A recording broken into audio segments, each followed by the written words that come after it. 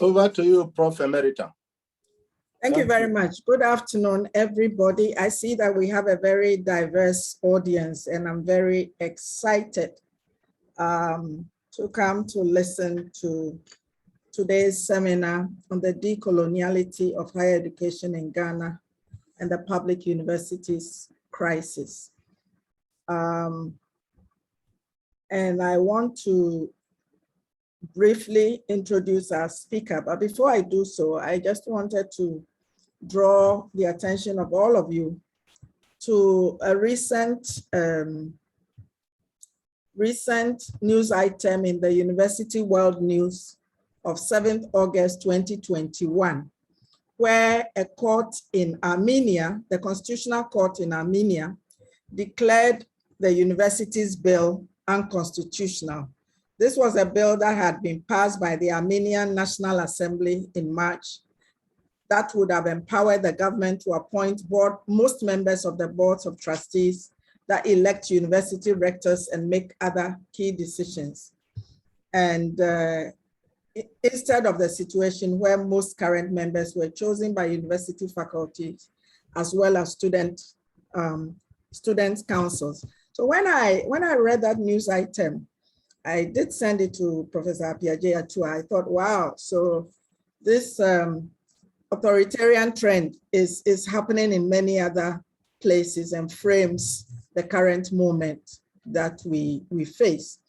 And I don't think at the time I even had any idea that Professor Appiagyei-Atua was going to talk to us on this topic.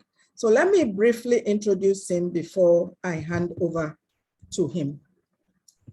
Kwadwo Appiagyei-Atua is an associate professor at the School of Law, University of Ghana, where he teaches public international law and international human rights law. He's also the representative lecturer from the University of Ghana in the LLM program in Human Rights and Democratization at the Center for Human Rights at the University of Pretoria in South Africa. He's also a member of the Ghana Bar Association. He completed his LLB degree at the University of Ghana and did his professional qualification at the Ghana School of Law. Thereafter, he proceeded to Dalhousie University and McGill University, both in Canada, for his LLM and DCL programs. He was a Bank of Ireland postdoctoral research fellow at the Irish Centre for Human Rights, National University of Ireland. And he recently completed his Marie Curie International Incoming Fellowship at the Centre for Educational Research and Development, Lincoln University, UK, where he conducted a research on building academic freedom and democracy in Africa. He's a member of the Global Alliance for Justice Education, USA, and executive member, Jacobs Abbey Global Institute for Leadership Studies, Woodbridge, Virginia, USA. Professor Appiagyei-Atua has served as a consultant for various intergovernmental organizations and international civil society organizations, such as the United Nations Office on Drugs and Crime, UNODC, on its Education for Justice initiative, the Open Society Foundation's Global Program on Drug Policy, and the Open Society Initiative for West Africa. Recently, he was appointed as a board member of the Global Observatory on Academic Freedom, Central European University in Vienna, Austria. So I think you will agree with me that we have a very competent speaker, and like all of you, I am looking forward to his presentation this afternoon. Welcome, Kwadwo. Thank you very much, Prof. Emerita, for kind presentation, the introduction. So the topic that has been assigned me is coloniality, the coloniality of higher education in Ghana and the public university bill crisis. My intent is to look at how higher education in Ghana remains colonized, and using the public university bill, that is PUB for short, as an example, and how we can, as a collective, we can help decolonize the university space. I think following the example of how University of Ghana in particular came together to fight the bill when it came to, it gained public attention last year in particular. So I'll first of all look at— Could you speak up a bit? Sorry, is it better? Yes, if you maintain it. Yes, go on. Yes, thank you. So I'm trying to make the point that my presentation is going to follow this trend. First of all, I'll look at what we mean by the colony in the context of higher education, and then I'll follow up with looking at how the university remains colonized in the Ghanaian context, looking at specifically the example of the Public University Bill, which is PUB for short, and how, as a collective, we can, we expect that, my position is that the bill is dead, but not dead. And I will give some reasons for that, and then look at the fact that we need to properly position ourselves to continue the fight to decolonize the university. And so that is the trend or the format my presentation is going to take. So first of all, I look at colony. Colony initially connotes the idea of the physical colonization of a territory. And so it comes from colonialism. So we can talk about European colonization of African states some centuries, not too long ago, but which has persisted one form or the other in today's context. And from there, we look at the fact that even though the first colonization is no more in place, there's a second colonization that is taking place, which is the colonization of the mind, which according to Fanon, it creates the subjective categories like the colonized, that when people identify with, it dehumanizes or disempowers us. And we also look at colonization of the mind in the context of a process that denigrates and decimates indigenous knowledge, which then gives rise to epistemic injustice. And then I also look at the fact that colonization or coloniality in this context can also be seen in a third context, which is about how the powers that we relate to the universities. And here, talking about universities, I'm talking about the academic community, which comprises the university itself, academics, and students. But collectively, I'll be referring to the university to capture these three stakeholders in the academic freedom equation. So in this context, I think it's important to pay attention to 4 pillars of academic freedom, which will feature in the discussion. That is institutional autonomy for the university itself. That is academic freedom for the university.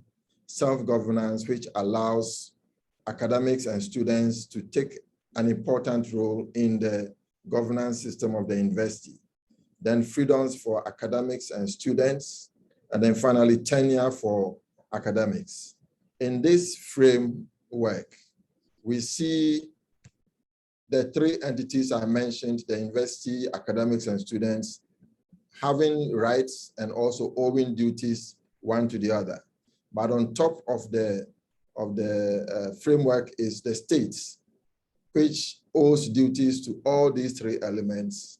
And when the duties are well balanced on behalf of the state performing its duties to these 3 entities, and the entities also performing its duties to each of the other stakeholders, it creates a democratized academic environment space at the university level. But where each of these is not balanced, then we have a problem. So in the context of democracy and academic freedom, there are 3 types of relationships we can talk about. First is the fact that academic freedom is indicative of democratic values within the wider community. So we can measure a country's, the level of respect for academic freedom just by looking at the indices of the country's democratic credentials. That is one way of looking at the relationship. The second is that we rather see the situation where without democracy, academic freedom is compromised. And therefore, the academic environment or the university, which enjoys some privileges, much better than the larger community would enjoy, is supposed to rather use academic freedom to promote democracy in the larger society. So it can be the case, especially in developing countries or less democratized environments, where academics have a larger say or a larger level of freedom, and they are not supposed to limit the enjoyment of that freedom to the university space, but to join gown to town to promote democracy. Then the third one is within the university environment, where, as I said, university management enjoys certain rights, but also owes duties to academics and to students. And academics also owe duties to students. And where the balance is set right, it is supposed to ensure that each performs its duties and enjoy its rights in relationship to the other. And this can only function if the democratic space in the university is properly respected. So we need to democratize academic freedom within the university so that the stakeholders in the academic freedom, the academic community, can also properly perform their roles and functions. So that when we are doing research, the university management may not interfere in that. When it comes to classroom, decolonizing curriculum, students have a role to play, and academics are supposed to respect that and give that space to students. Then we can talk about the fact that the university environment, academic freedom within that space, academic freedom is democratized. So looking at going to our history before we arrive at where we are today with academic freedom and then the PUB, we noticed that the colonial university project was not part of the, or was not of interest to the colonial system. And so at the time of independence, according to records, we had only 18 universities across the whole continent of Africa. So, and these universities were a latter idea of the colonialists, especially when they realized that colonialism was imminent. And therefore, the idea of setting up universities was to develop a Europeanized elite who will be trained to maintain after colonialism the political economic framework put in place by the colonial enterprise. So it was an idea of continuing the colonial policies and protecting the colonial interests after the end of colonialism. And so we can say that truly at the time of independence, the university space remained colonized, and it therefore needed to be decolonized, at least in two contexts, in the context of the staff and in the context of the curriculum. And the University of Ghana bears witness that at the time of independence, the majority, about 66%, were still expatriates. Okay, and the curriculum largely remained colonized. For our first president, Dr. Kwame Nkrumah, he saw the need to, for example, set up the Institute of African Studies as one of the measures to Africanize the university or indigenize the university space. And I think we are all grateful for that, because it was as a result of that that we are, for example, having this presentation. And it was at the opening of the IAS, Institute of African Studies, that Kwame Nkrumah made an important statement regarding academic freedom within the university, when he said, we know that the objectives of a university cannot be achieved without scrupulous respect for academic freedom. For without academic freedom, there can be no university. So Kwame Nkrumah adopted this idea and philosophy. And of course, it was supported by the fact that the colonial system, as it was withering away, made sure that we had constitutions that respected democracy, human rights, and academic freedom within the university space. And so it was something that initially African leaders bought into. However, because of the decolonization agenda, which in a lot of ways wasn't the decolonization agenda we have in mind was to ensure that the system would change. Okay, so at the end of the day, we are looking at a kind of system where there wasn't actually a proper decolonization of the investee. And so coloniality comes into play. And coloniality, as adopted for this presentation, is talking about the quality of being colonial. And it's a concept that relates to the manner in which colonialism sustains itself, despite the so-called freedoms that were gained by the previously oppressed or colonized populace. Another definition I picked says it's about the long-standing patterns of power that occurred ensuing from colonialism. And these designs further define knowledge production, culture, labor, and intersubjective relations. So it gives us a taste of how and whether really decolonization did take place on the University of Ghana campus. And I'm restricting the discussion to University of Ghana, being the first university that was set up. And also the fact that the presentation is coming from University of Ghana.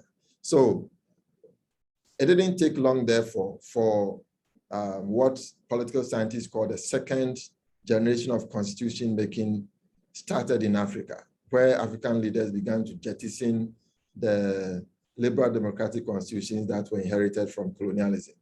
And they began to adopt the one-party system, dictatorial rules, which led to military dictatorships and coup d'etat becoming a phenomenon for political change in Africa. And so in the end, because democracy was hijacked, it in turn affected academic freedom on the campuses, because the idea was to set up the one-party state. And within this one-party state, there was not supposed to be any dissent. And so the idea that the university space should be left to critically, freely think and criticize government policy and challenge orthodoxy was not allowed to function.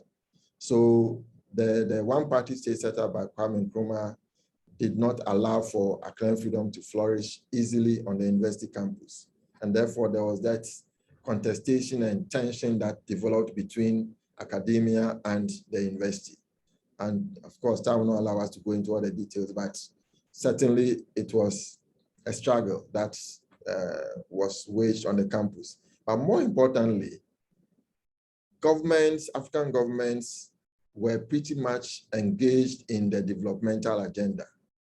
Kwame Nkrumah, for example, predicted that Ghana would attain rapid development within 10 years, within which it was hoped that Ghana would be able to catch up with the rest of the world. But of course, that was a fanciful dream. So the university being set up to promote development for the country, it led to a recolonization of the university. In other words, the westernization, the Africanization agenda could not go far because it couldn't really work without the participation of academia and the universities, students and academics and the university itself. So in the end, we had a situation where ministers of state, the president himself was a chancellor, and he appointed the chairman of council, and the majority of representatives were government officials or government reps, appointees, and so on. And so without wasting much time, Professor Kwapon, one of the vice chancellors of Eugene, I quote him, he says, "It was said by the critics of this university that academic freedom was a luxury which Ghana in its bid for rapid development could ill afford. Academic freedom was held up to be a shibboleth behind which imperialists, colonialists, and neo-colonialist agents and their stooges shouted, and in the rapid march towards a new socialist paradise and African unity, there was no place for this outworn bourgeois concept." So decolonization of the university at that time became only a political act. It wasn't really something that was seriously embraced. Then came the third generation of constitution making in Africa, which happened after the fall of the Berlin Wall.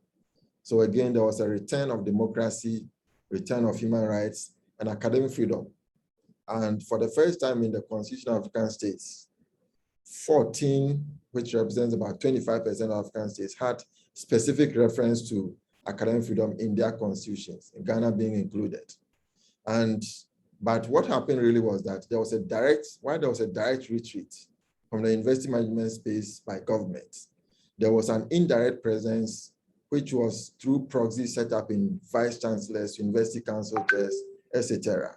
So it was a sort of neo-colonialism agenda, which cropped up in the universities around the 90s following.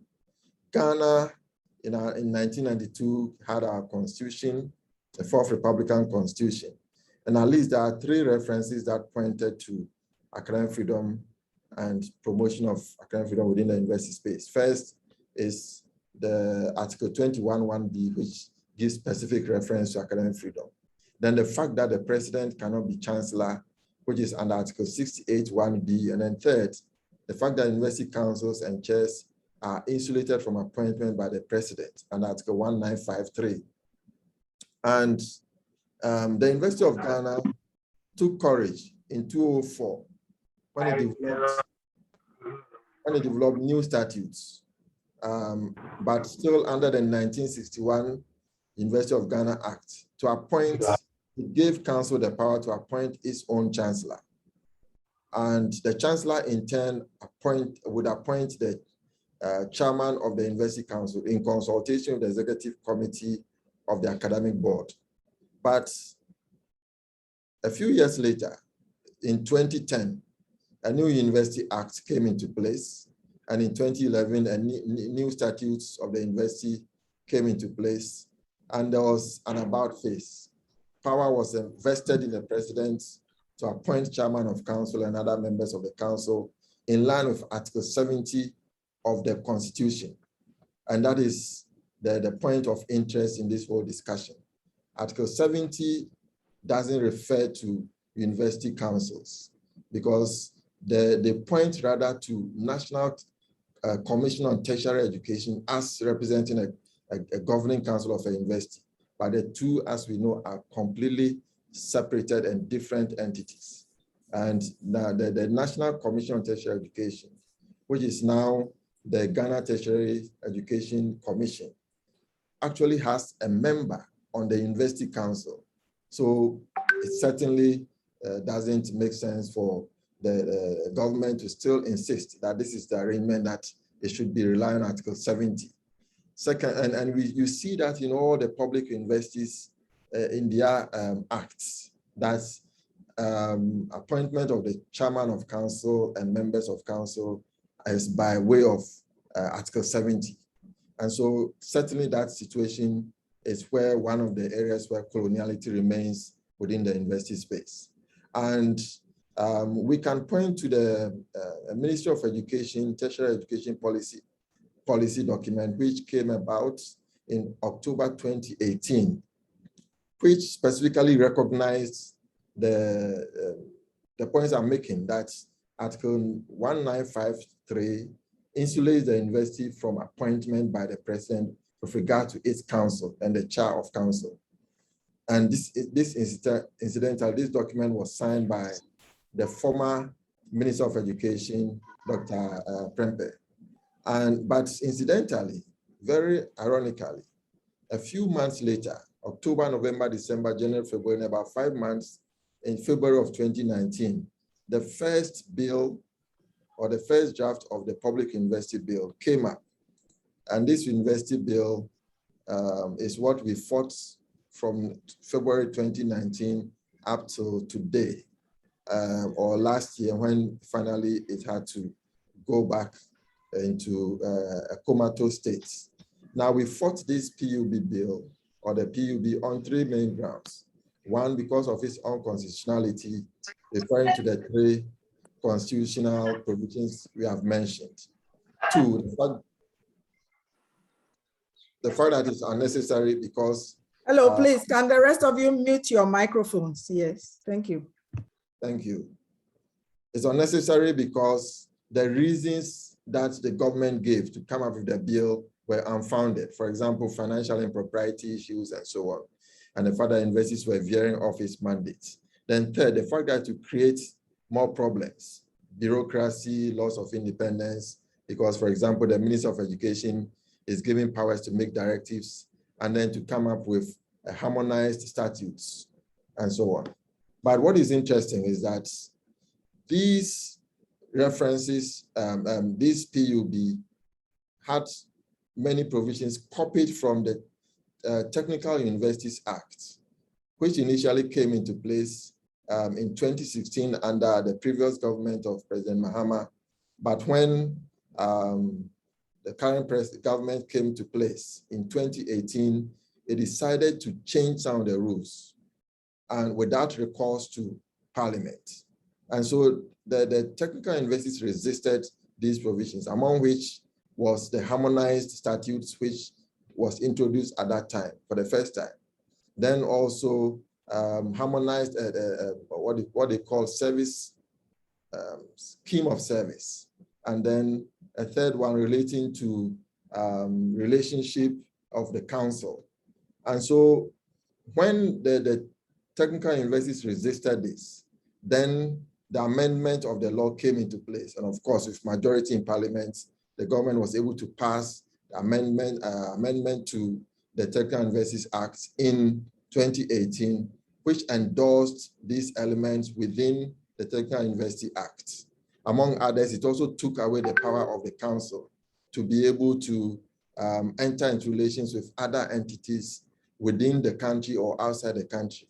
And when it comes to making contracts and so on, there was a limit to how they can do that without referring to the National Commission on Tertiary Education, then National Commission on Tertiary Education, which is now the Ghana Tertiary Education Commission.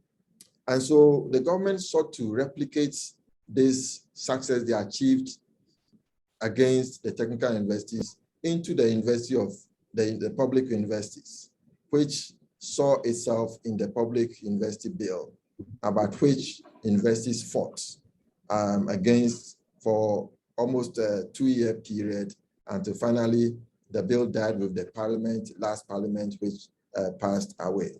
And so it is important to note that while the bill is no more there, there is a grand agenda to ensure that this bill comes into place. Because I referred to the earlier policy document of October 2018. In 2019, a new policy document, the National Tertiary Education Policy, came into place.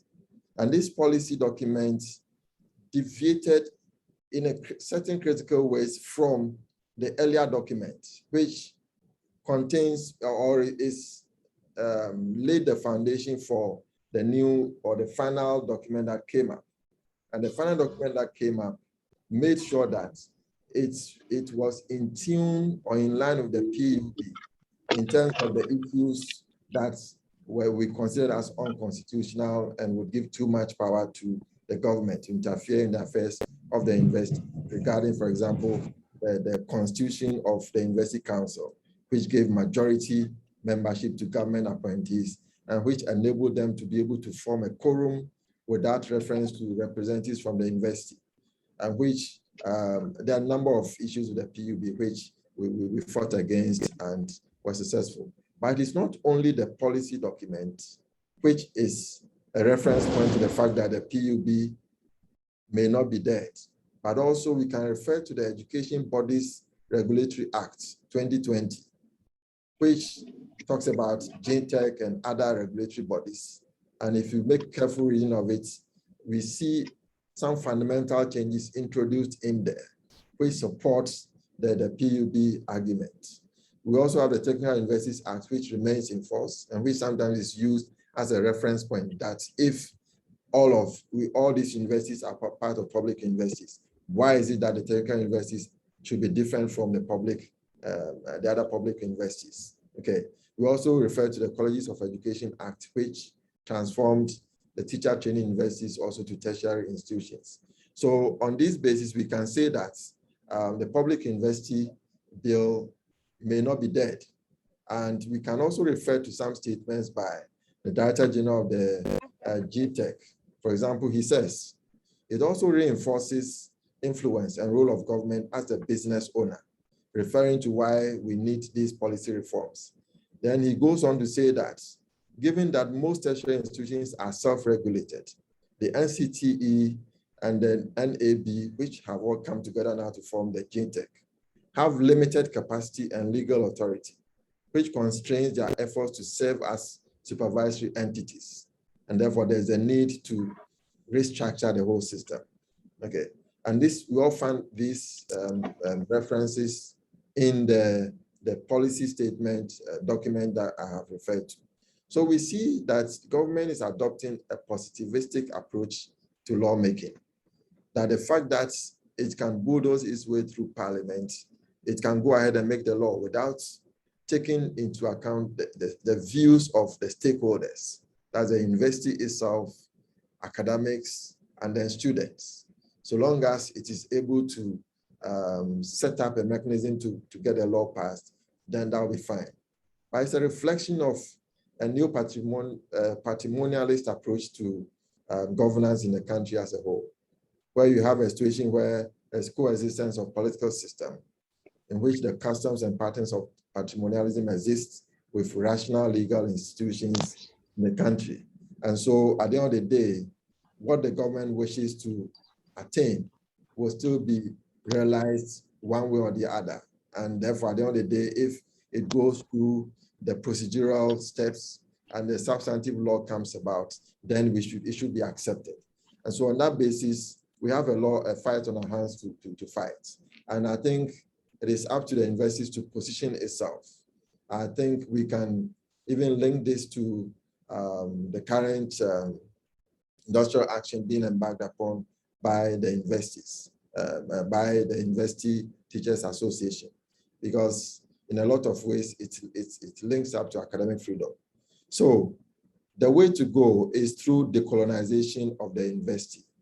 And we may pick reference or an example from the decolonized education or the Follism movement in South Africa, where they challenged the colonial nature or the apartheid nature of the education system in South Africa, but which movements the wind of change did not spread to many other higher education institutions in Africa. And it is important that African states, African universities position themselves, particularly universities in Ghana in this context, to be able to adopt the decolonization of the university approach, which is a strategic response of higher education institutions to redress past inequalities and injustices. There's also to challenge the dominance of Western knowledge, pedagogy, and research, but it's also to democratize academic freedom, whereby the university, the academics, and students can actually enjoy their freedoms within the university space without being suppressed by the university management, which is a proxy for government in a number of ways. And it's also important that academics also respect the freedoms of students and engage with them to decolonize the curriculum, which is all part of the grand agenda of decolonizing the university. This way to position the universities to be ready for any attempt by governments to seek to reintroduce the PUB agenda and seek to limit the space for academics and students to fight back. Because as I can see, the university management can be compromised in a lot of ways, sometimes without being complicit to it or otherwise. So, but academics have a lot to lose and students have a lot to lose. And it is important for academics and students to join together and to fight this battle. And this way we can be assured of victory. So that's, in brief, is my presentation. Thank you very much for your attention. Thank you very much, Professor Appiagyei-Atua. Can we all give him a round of applause? You can use your emojis at the end, or you can just unmute for a second to give him an applause for if you like, this almost surgical presentation, I think that this presentation would have clarified for many of you a lot of issues in the PUB that may not have come up. I think I'm not going to go over the historical presentation coupled with the developments, but I think that he's really made a very good linkage between democracy or academic freedom and autonomy in the university and democracy in the society at large. He has opened up a whole lot of issues, and I am sure that I think I saw some of you taking very active notes. So I will open up the floor now for your questions.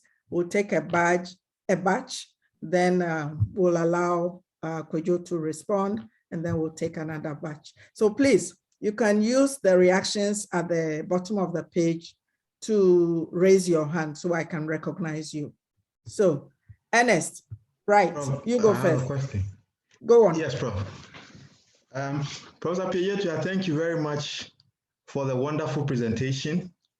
And my question to you is that why couldn't the wind of change that blew and continues to blow in South Africa transform to higher education institutions in Ghana? And how can we energize that wind of change here? Because I agree very much with you. I did my graduate studies in South Africa, and I know this is a burning issue there, but the conversation is just about started, and you've hit the nail right on the head. So how do we operate?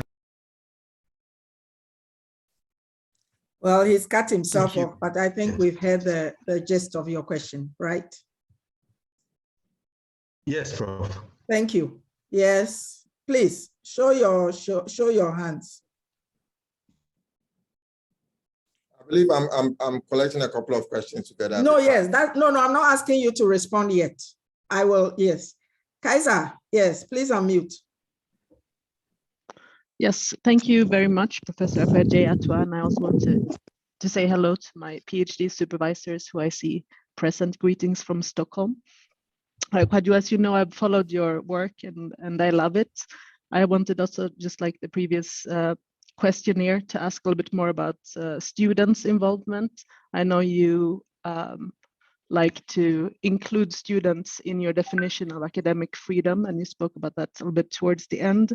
But maybe if you can say a little bit more about why that is important, and if Ghana really is ready with, I remember my time at University of Ghana as students not being allowed to many spaces, for instance, because they're reserved for senior members, etc.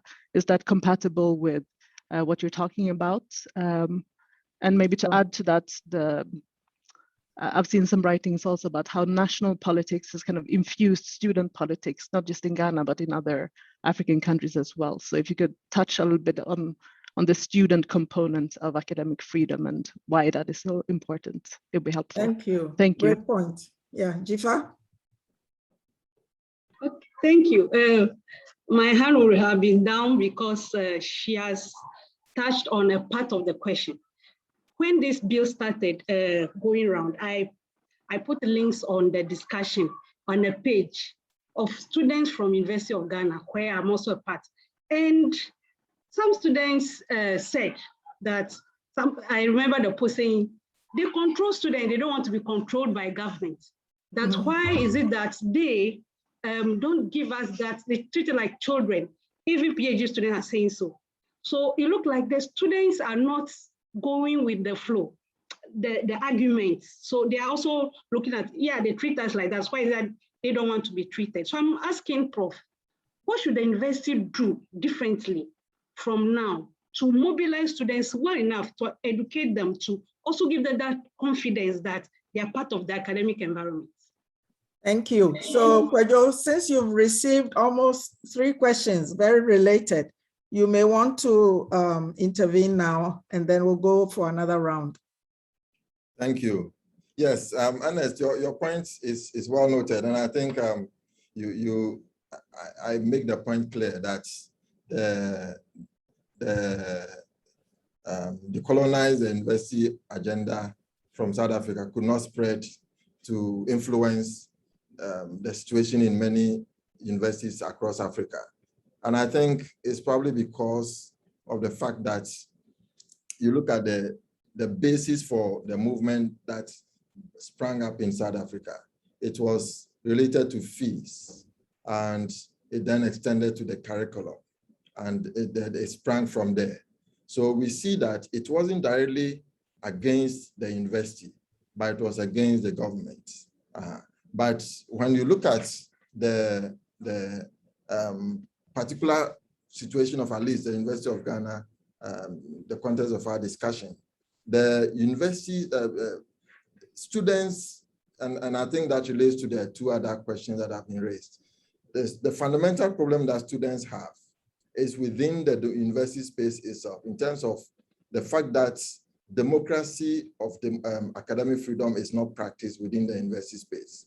So looking at the hierarchical structure, that the university is at the state is at the top, and it owes duties to the university, to academics and to students. And the vice versa is that students are supposed to rather enjoy rights from all these three entities above them.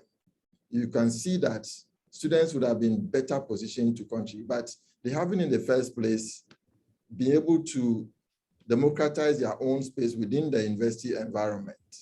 And therefore, the message didn't catch on, or has not caught on, for them to also see the government as part of the problem and include the government as a means of, or as part of the problem that they face. But certainly, one thing we also see about students' governance or student politics is that it is fractured. Students mainly talk about and going into student politics if they have aims to be part of national politics. And it came out clearly in the past 2 days. We've been doing interviews for our admission interviews for our next crop of students who have completed the first degree and want to come and read law. About 10 or so of them who have been engaged in student politics clearly have such ambitions. And so their interest is not necessarily about the well-being of the students themselves, but rather looking at the better picture, a bigger picture of being recognized by the government and being given government positions and so on. And so for that matter, they have not been conditioned, and they've not programmed themselves to look at democratizing the space in terms of making sure that the few opportunities that have been presented to them will be looked at, and then they'll be able to expand that space. For example, in the University of Ghana, students are represented by the University Council, both undergrads and graduate students. And they have some rights. If you look at the fact that the University of Ghana has an anti-sexual harassment policy and so on. But they are not using that space to expand. For example, I was part of the committee that drafted the anti-sexual harassment policy, and I teach it as a topic in my human rights course. And I also teach academic freedom as part of my topics in human rights course. But students still express the fear, even within the faculty of law, where we are supposed to teach the law and therefore practice the law. Students are afraid to confront the authorities here and to demand that certain rights be respected. Rather, they will prefer to talk to lecturers who are pro-student minded and to express their concerns. But while you tell them that there's a limit to which you can go, use your law students union and so on to further your cause, they are unwilling to do so. So at the end of the day, they just want to say that, yeah, I just want to finish my exams and go away and go to law school. And it's the case with many other students. About 3 years ago, I organized a students' conference on academic freedom for students. And sometimes the views some of them expressed. So in that situation, it is important that students are properly engaged in the academic freedom contest for at least two reasons. One, for the larger interest of democracy in the country, because when they leave the university space, they have a caricatured idea of democracy, which they are going to take into the society, whether in their marriages, whether into national politics, whether in the working space. They also see themselves as bosses that people should kowtow to them. So in that sense, it's not helping the larger national democratic agenda. Then another challenge is that it is not helping in decolonizing the curriculum, because most of the time, of course, there are some of our colleagues who don't even bother to revise their course content and so on.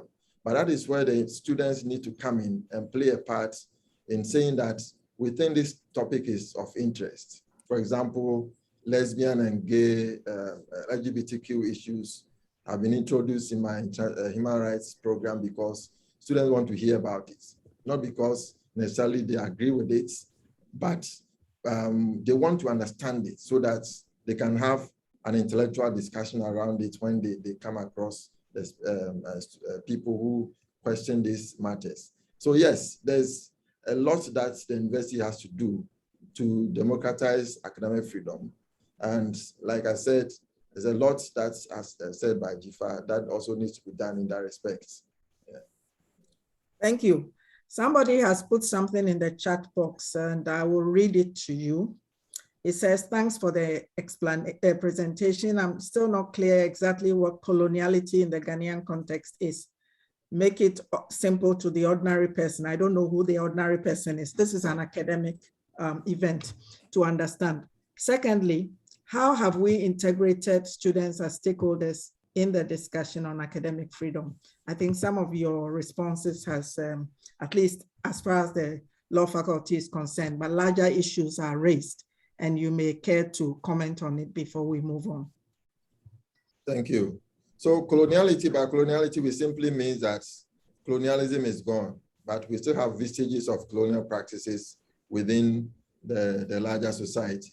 In fact, at the time of independence, there were a number of colonial policies, laws, which were used. For example, we talk about emergency. When we talk about emergency rule today, martial law in some countries, it has been largely reformed to meet international human rights standards. But emergency law was used largely by the colonial enterprise to suppress independence agitations for nationalist agitations for independence. And some of these laws were left intact by the colonialists, and it was captured by the nationalist states and governments that became independent to continue the suppression against their own nationals. And in fact, there is some work which points out to some of these laws still present in a number of African countries. And I'm sure Ghana is also part of it, because in 1961, the Secrets Act is still there. And the Secrets Act has references to Kwame Nkrumah's policies on suppressing freedom of expression and so on, which was also picked from colonialism. And it's of recent times that the government wants to come up with a new law that would reform the Secrets Act because of the fact that we have a Right to Information Act. Therefore, you can see some tensions and differences between these two laws. So that is what we mean by coloniality. And within the university space, we are looking at the fact that it is mainly in the context of the curriculum, okay? And the curriculum is where there's a lot of decolonization that needs to take place, because it still reflects the Eurocentric perspective in a number of ways. If I just pick public international law, for example, somebody may talk about international relations, somebody may talk about philosophy and so on. It is all clearly stated there that it is a European idea, and therefore anti-European contact with African states, we didn't have any idea of what was human rights, what was democracy, and international relations and so on. So we need to redefine this. We need to unpack these biases so that it will deal with the epistemic injustices that we're talking about. But we're also looking at it in a larger context of governments still limiting the discussion, limiting the opportunity for the university itself to enjoy institutional autonomy, for academics to enjoy freedom specifically designed for them to be able to perform their role of academics in terms of research, teaching, dissemination of the knowledge produced, and so on. And for students also to be able to question orthodoxy, to be able to contribute to curriculum development, to be able to have their contributions to knowledge respected. There are situations where work by students are appropriated by their lecturers without that due recognition and so on. So that is what coloniality within the university space seeks to address. So there's a remark to me, with all due respect, Prof's remark in response to the question above is elitist and bad taste. Are non-academics not welcome to learn and share ideas despite their non-academic backgrounds? Delaje, Stella, thank you very much for your remark. This is a presentation in a university. The person did not just frame their question in terms of, can you break it down?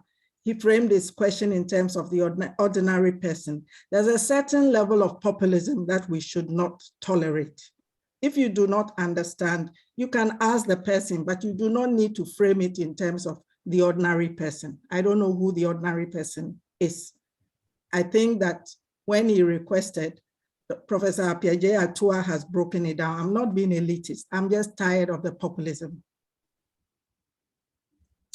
Yes, and he says he's come back. It's a conversation. I will not take it up. So if other people have, Jonathan, please go on with your question. Yeah, I think it's an unfortunate comment. We don't need to accept that. Yes, Jonathan. Okay, thank you very much, Prof. I've enjoyed the presentation and how you actually outlined it. I've read also Professor Hagan's write-up on the topic.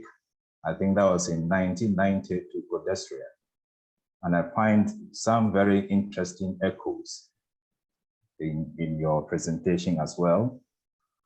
And there's, in Professor Hagan's write-up, the last statement in that document is that, quote, an academic community is a social lab or laboratory in which new ideas are tested and new truths are applied, unquote. So I find that very interesting. But before he came to that, he made the statement that knowledge is suppressed in favor of the political authority. So this idea, and I'm trying to connect that to this idea of mobilizing the collectives. Now, how can we mobilize the collectives when the university itself serves as a breeding ground or where politicians recruit, party foot soldiers and or leaders and so on and so forth? Would it not be the case that some people would try to suppress the truth? How can the collectives be mobilized when students, perhaps lecturers, are also, party members? Okay, thank you. Kweku, we'll come back to Prof. Appiagyei-Atua soon. Kweku Ayim, please. Yes, Prof. Thank you very much. I wanted to raise the question of funding and ask if, in your opinion, as long as the government continues to fund the universities, in a much larger way, the question of reducing governmental control as well will be a difficult subject to discuss. If you could touch on that and looking at options where universities can fund itself in a way, I wanted you to touch on that if possible, please. Thank you. Thank you. I saw Kweku Faisal has been trying to raise his hand as well, but okay. So I saw Kweku Asare. Let him do that, and then Faisal can come on. Have we lost Kwadwo Appiagyei? Okay, Faisal, please go on. Okay, thank you very much, Prof, for a really stimulating presentation. I want to make two quick points. The first is, I think there's a link between a university that attempts to decolonize, that takes a public conscious approach, and the state of student activism, right? So if you have an academy where knowledge really becomes a commodity, students are treated as customers, through cost recovery, introduction of fee or fee-paying studentship, you realize that the way in which students relate to the university, but also the society in general, becomes instrumental, right? And I want to illustrate this with an example. There was a time where, reading about student activism until, I became a student, people refer to themselves as comrades, right, in NUC's congresses. But I once went to a NUC's Congress, I think it was in 2002, and people were referring to each other as honorables, right? So for me, it says something about an outlook that has been bred by the kind of material that people are taught, the understanding of what their role is in the society, but also the place of the academy in society. I also think that Legon, well, some departments at least, have some interesting contributions in the past in terms of this topic or this question of decolonization. So I think in 1984, Uredu published a text, called Decolonizing, Conceptual Decolonization, and of course that wave of African philosophy in the department, which tries to question categories, concepts, the way in which we think about knowledge production. One cannot say the same thing about other departments, but I think that there are spaces of hope in the past, right? That perhaps one could draw on in a renewed kind of intellectual activism. And the second point, Prof, relates to this point of concepts of framing as key to decolonizing. And it is in that regard that I wonder if your point on neo-patrimonialism, as a way of explaining the relationship between the state and society, isn't pandering somewhat, to this abstracted notions of African societies or understandings of African politics that is really decontextualized, from concrete processes. Because neo-patrimonialism, in a sense, really, assumes that all that happens in African politics is, transactions along godfatherism, people buying ways and favors. But I think what happens in reality is a continuation of the kind of relationship that colonialism established in the public sphere, right? Where people in power have an elevated status, but also the notion of service is not seen as central to holding power, and that continues in the way in which corporations say deal with states. So instead of seeing it as something peculiarly African, the way in which neo-patrimonialism attempts to get us to understand these processes, I would say perhaps one should see it more as a colonial kind of outlook, and therefore neo-patrimonialism might not be the best way to think through this. Thanks, Prof. Thank you. Kwame, was it Kwame who had his hand up? Are you ready to make your comment now? Yes, it's Kwame. I'm sorry if I didn't respond earlier because I thought it was a Kwaku over there. Sorry. But I'm Kwame calling from, joining from Cape Coast University. Good. Mm-hmm. My question has to do with the internal workings of the university vis-a-vis administrators and academics. The issue of where the academic gets what he or she has to get by running it through the administrator. And the administrator becomes like the patriarchal relationship where you need me before you can get satisfied. How do we have that played into the colonialism as Professor Appiagyei-Atua is talking about? Thank you. So, Prof, you have a whole, you opened a can of worms and they are coming out everywhere. So please go ahead and respond. Thank you. Yes, a lot of interesting comments and questions. I'm sure some are in the form of comments, so I would not be able to. I'll time may not allow me to respond to all of them. But first of all, thank you, Faisal, for the comments on neo-patrimonialism. I think I'll take that into account while reshaping this work. And about the collective, how the collective can be mobilized. I think that certainly you cannot have a situation where everybody comes on board and agree with the need to confront or speak truth to power and make sure that where there are excesses, governmental excesses and abuses, we confront them, because there are some who benefit from the system and therefore would not be willing to come along. And there are also, even within the academic community, there are situations where some members would oppose the writings and ideas of others, not on intellectual basis, but simply because of to score political points for their whichever political camp they belong to. And so that is a problem that we know exists. And sometimes it raises the point as to what extent can we say that we are engaging in an academic debate. And therefore, if you disagree with me, there is a basis or an academic or intellectual basis for disagreeing, but not for other maybe parochial interests. That may be the case. And regarding the issue of funding, yes, we know that universities largely are funded in the African context by governments. And therefore, when the PUB bill came, the government made us aware that he who calls plays the piper. Yes, calls the tune. So they kept on coming back to that statement. And even with the reference to the Director General's statement I referred to, he was speaking the same language. But I think that it is up to African universities to therefore make sure that we're able to assert our independence in a lot of ways, in terms of income generation, in terms of research activities we engage in. If we look at the whole idea of internationalization,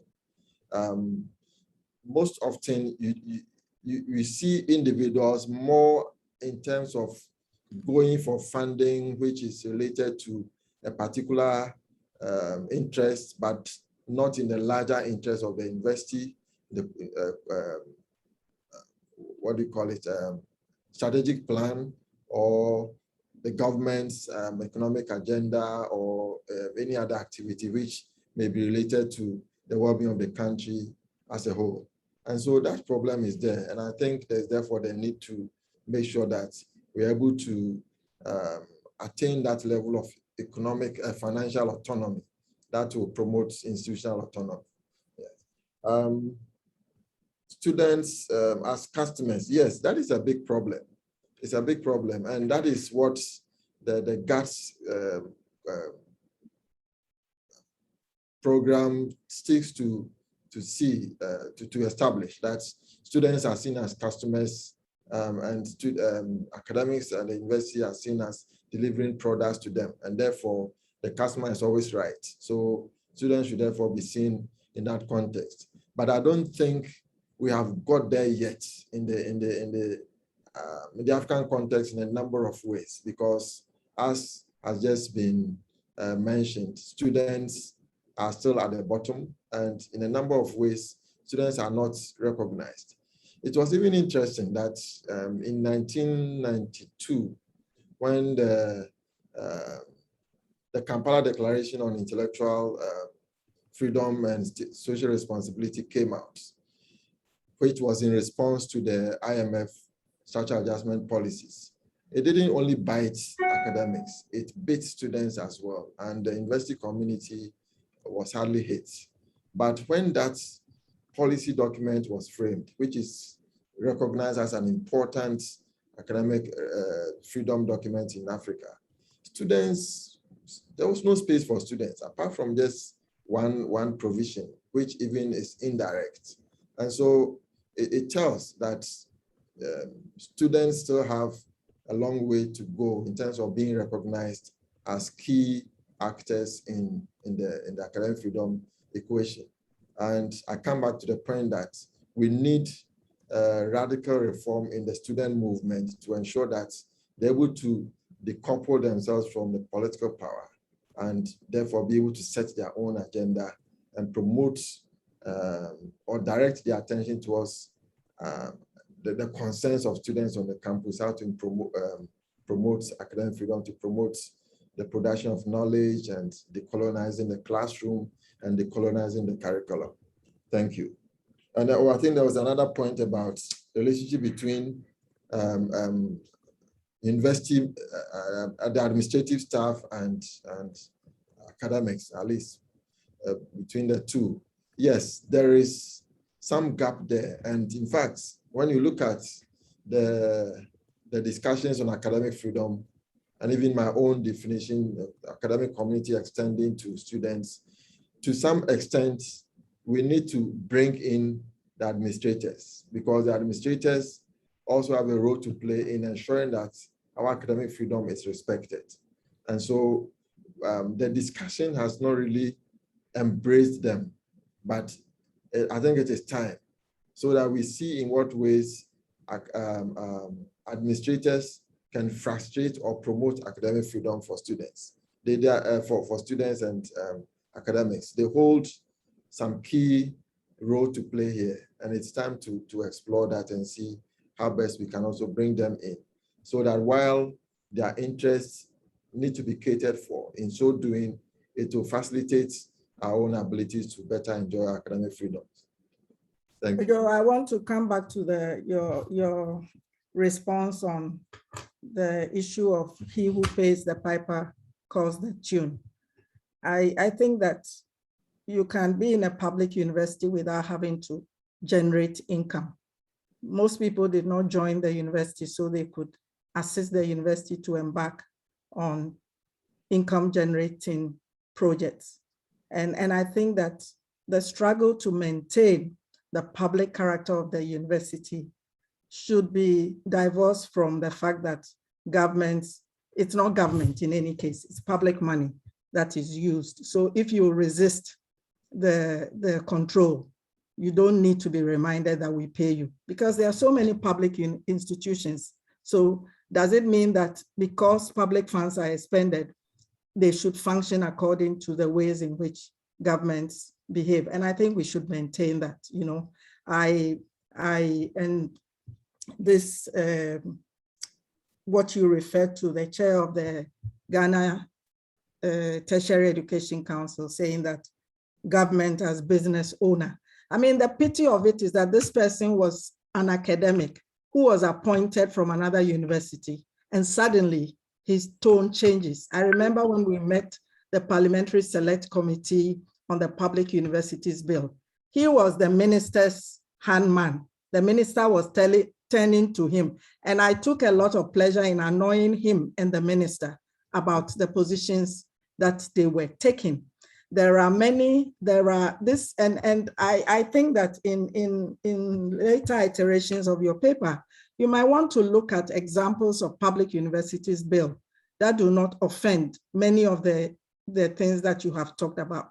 Finland has a public university bill, so does South Africa, so does the UK, but they do not get into these kinds of issues. So really, this is only an excuse. You know, the form is being used as an excuse. So I think that looking at the content of different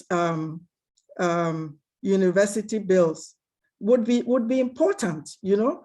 And in the Finnish public universities bill, which aims at preserving the diversity and differentiation of institutions, the university appoints its own council.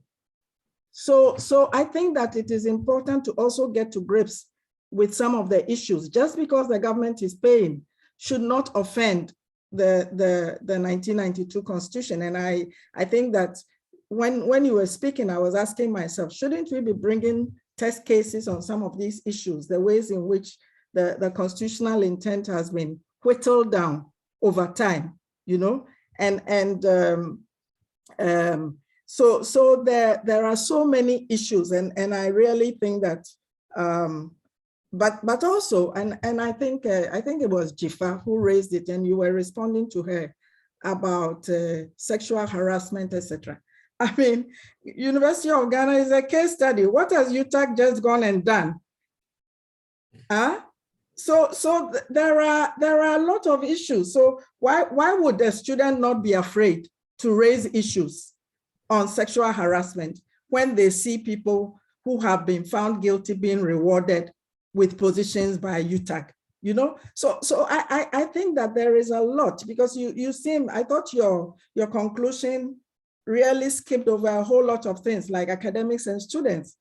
I mean, from the time I was in university, it was firmly senior members, junior members, senior staff, those hierarchies. How do we break those hierarchies? How do we address the tensions between administrators and academics? What is the common enterprise that we are all engaged in? You know, you talked about students being politicized. What about lecturers? What about faculty? It's going on. So I think that there are a lot of issues that really need unpacking. I mean, I'm glad this conversation has started, but it is by all means not the end. And I think that you have also set yourself up to now write a book and really try and disentangle some of these issues. You were talking about the gown and town. Even when it came to the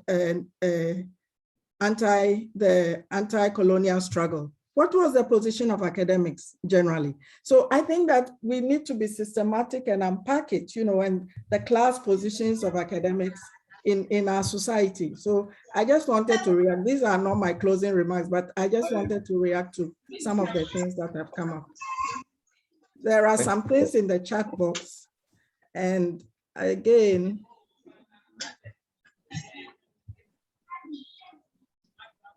somebody says, Prof, thanks for starting this conversation. Should the road to decoloniality not be palpable enough for all to feel it's time to be on board?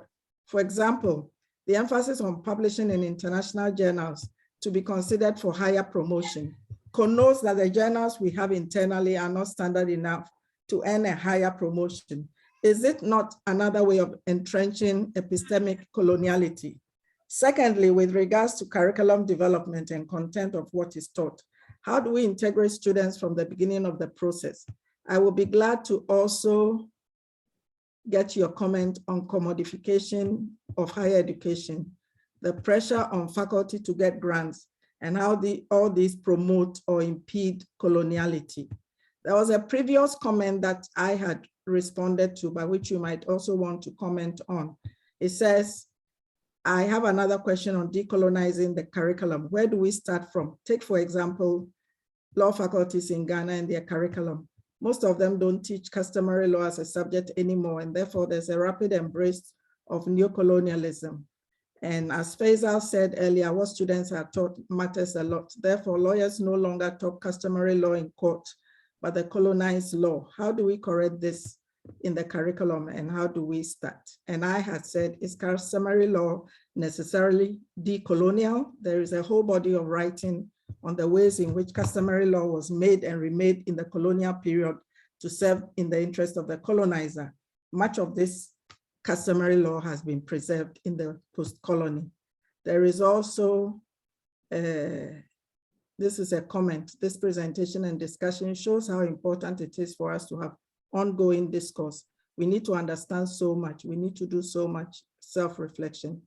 Kwadwo, thanks so much. We need to ask ourselves again and again, what do we want higher education to do for us?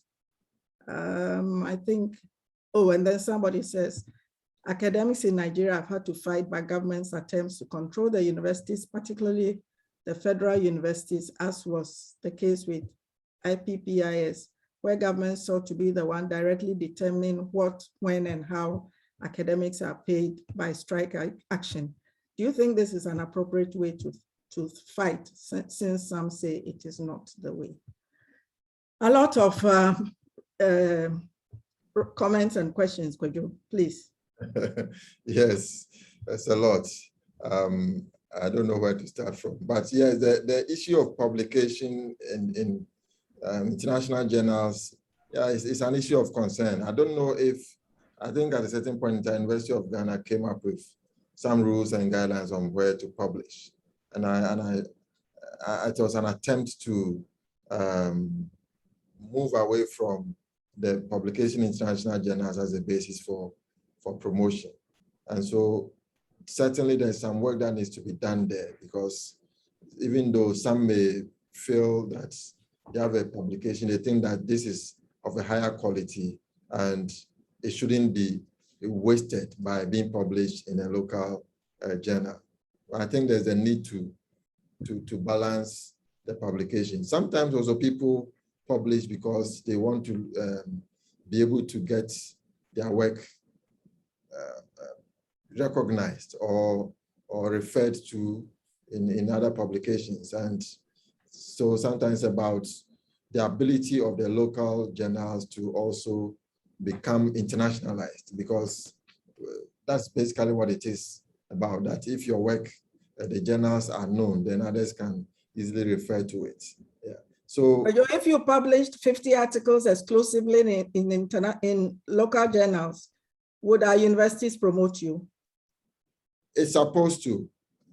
It's supposed to, but I don't know. I have been an assessor where there is a space for international journals, and my thinking is that it does not get the same weight as what you would get if you were to publish exclusively in local journals. Please correct me if I'm wrong. Yes, you are right. I think if you look at the new guidelines that came for promotion, it tries to say that there should be that balance, and that actually there should be the recognition of you should have also published locally as well. But I think it's about the mindset of the assessors that may determine whether they accept this policy or not. Yeah. So a number of other issues relating to commodification of higher education. Yes, I think it's in relation to the other question I was asked about the students as customers and so on. So in a sense, knowledge is commodified, and I think that also affects academic freedom. There is some work on how private corporations fund research, and the fact that they want the research findings to be tailored towards certain ends. And it all boils down to limiting academic freedom, because at the end of the day, you want to make sure that the money that you have received for a particular research from a private source, especially from a corporate entity. For example, Shell paying money to research on climate change or oil spill in the Niger Delta, you know. So these are issues that raise ethical questions that need to be looked at in a larger context of commodification of higher education. Some also look at in the context of internationalization. And so it is an area that certainly needs to, it calls for a lot of attention to be able to address them. The pressure on faculty to get grants, yes, it's also a challenge. I mean, getting grants is a good thing, but as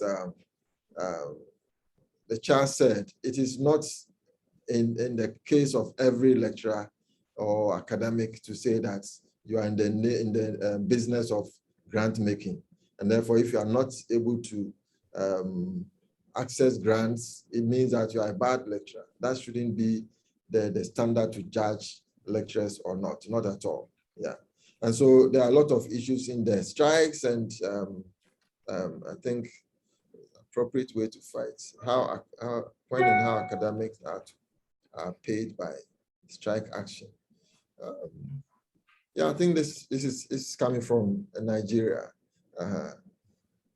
I don't know about IPPIS anyway, but I think it's a problem as well. But I think in under our labor laws, there's an extent to which you can go on strike and still be paid, and situation where you may not also be paid. So I think in the Ghanaian context, the Labor Act may regulate this. I don't know if I've answered all, but that's the points I remember. Okay, so somebody is asking, what is an international journal? Who defines international? If an Oxford colleague publishes in a UG journal, is that international? But not if we UG folks do. How about if the Oxford colleague publishes in the Oxford journal? It's a vicious circle. We don't respect our journals, their visibility is affected, and people are scared to publish in them. Yes, that's a very good comment. And I'm not sure I have anything useful to add, because what is international is, it doesn't have clear-cut boundaries in terms of its definition and scope. So, okay, then somebody says, I see the use of the ordinary person may not be positive, but I meant people who may not be learned in your field. By the way, what percentage of our lecturers continue to be schooled outside compared with locally trained? And how has that influenced colonization of our curriculum? Well, that's also a good point. Of course, I may not know the percentages. Yeah, and again, it's a question of access to funding. And again, it's also about how lecturers relate to graduate students, which is another discussion on its own, which therefore compel others to want to go outside and acquire knowledge. Of course, other factors, other economic factors as to opportunity to work outside, they all have a role to play. But I think that in a sense, it can shape the extent to which our work becomes colonized, even when it is produced with the intent of being applied locally. Yeah, so, and I think each one of us may have had our own experiences about the extent to which our foreign supervisors try to impose certain ideas. Some were resisted, some you had to be to compromise and so on. I, for example, had a whole chapter taken out from my work because there was no agreement between my supervisor and myself on the issue of the relationship between aid and development. And so sometimes it's about the funding resources and others which play a part as to the extent to which your work may be compromised, because you may be receiving funding from a supervisor who also has to produce a certain, he wrote a proposal for a grant, and the grant requests certain kind of information, and therefore your work should, tailor that line. So there are some challenges there, I admit. Thank you, Kwadwo. I think that we are coming to the end of the seminar. It has been very rich. It has raised a lot of issues about our own practices and viewpoints. And somebody says we may have to continue the discussion and to expand it decidedly, because I think that there are lots of issues about knowledge production, and who does it, who controls it, how is it valued? I mean, in the beginning, when you were talking about the colonial university and what it was or was not, I mean, the point was that the colonial university was never expected to challenge the imperial university in its knowledge production processes. It was going to be a junior partner like the colonial state. And I want to emphasize that, because sometimes we must not think that what is local is necessarily best. There are faculty who have never gone anywhere. They have done all their training here, but it does not mean that they use decolonial sources.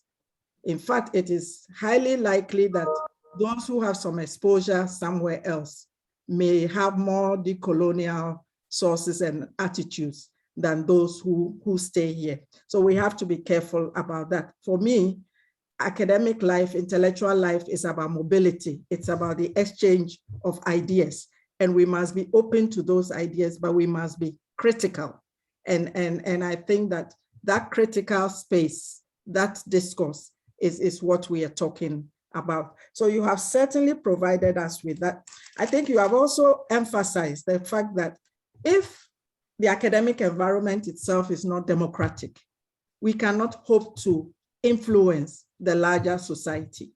And I think that you've given us a lot of food for thought, because I mean, there are so many things. I never heard anything about gender in this discussion, but it comes up very clearly, you know, how are female academics treated and valued, how are female students treated and valued, how are female workers treated and valued, the issues around sexual harassment. There are other forms of harassment.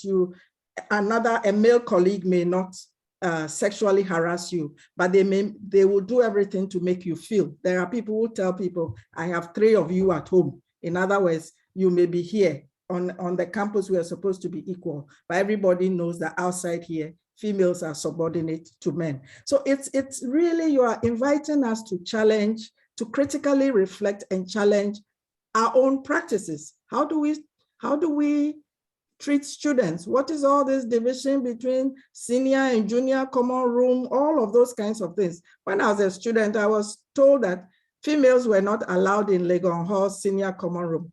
So as a student, I went and walked across it to find out if I would shrivel and die, you know? So there have been these kinds of traditions that do not mean anything that we have imbibed. And I think that the presentation is a challenge. So how do we come across to our students? How do we expect our students to be democratic when we are not? How do we expect our students to be non-partisan when we are partisan?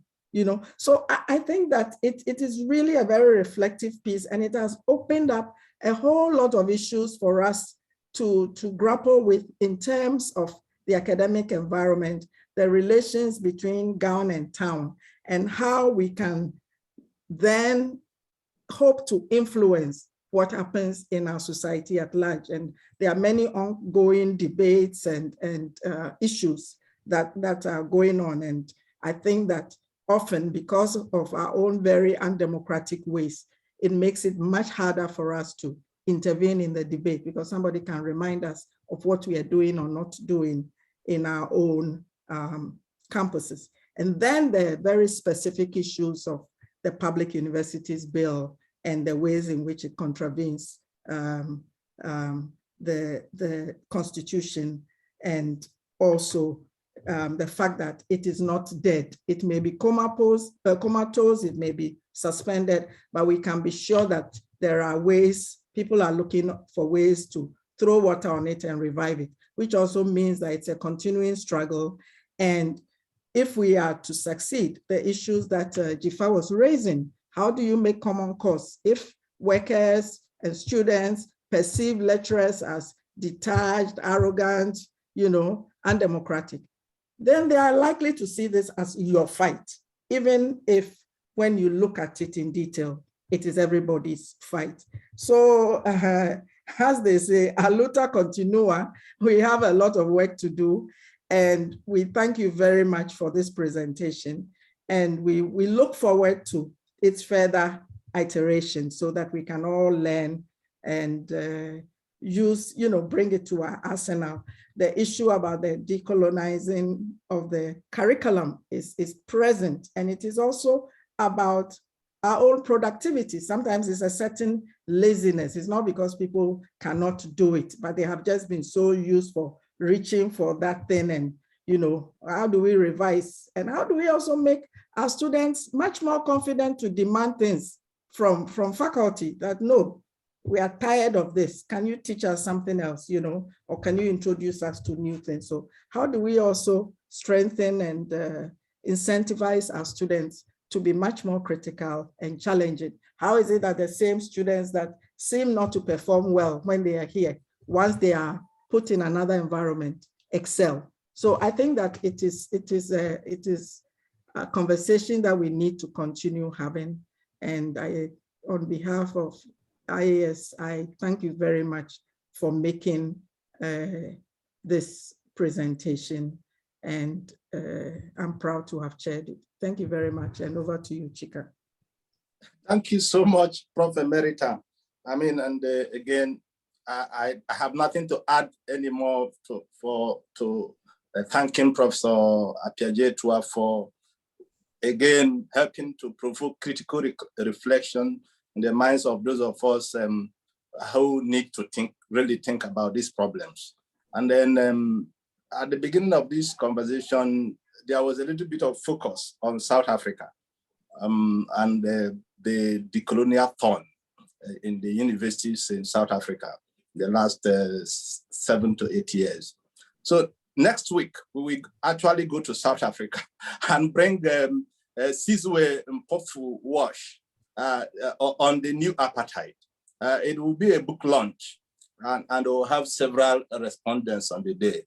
So do join us same time next week to continue from where we stopped today. Thank you so much for creating the time to join African Studies seminar series once again this week. We look forward to further critical dialogues in the coming week and the weeks to come. Thank you so much. Thank you. Bye-bye. Bye. Bye. So you can say bye-bye to people and then we'll just end. Bye, Chica. Bye. Bye. Bye.